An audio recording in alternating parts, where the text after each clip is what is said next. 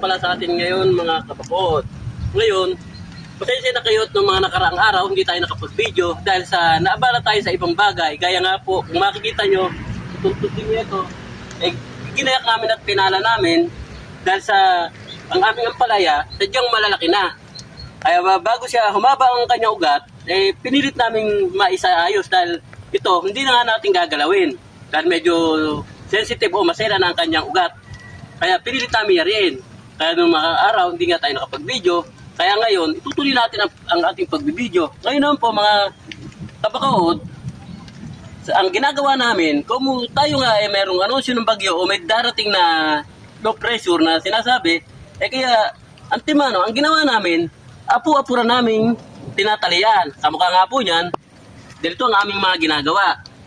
Itatali po namin sa ilalim, at saka po namin isisilo sa mga pagtas na alambre o banana twine na tinatawag, at saka po namin iikot siya, at saka namin ibibit-bit sa malaking alambre na siya namang bibit-bit ng bigat ng ating mga kamatis. Ayan po mga kabakod, tingnan nyo po, bukas pipitas nga kami o ha-harvest ng ikatlong harvest na o ikatlong pitas na.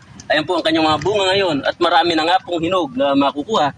Siguro po, in-expect ko to makakukuha, kaya nang kumuha ng 20 kahon pataas. Ayan po mga kabakod, ang aming kamatis. Makikita nyo po talagang maraming bunga.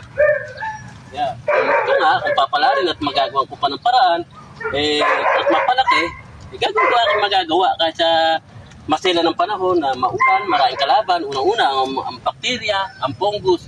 Pero pilit pa rin namin ginagawa ng kaparaanan para patuloy na gumanda ang ating kamatis. Muli, magandang hapon sa ating lahat mga kabakod.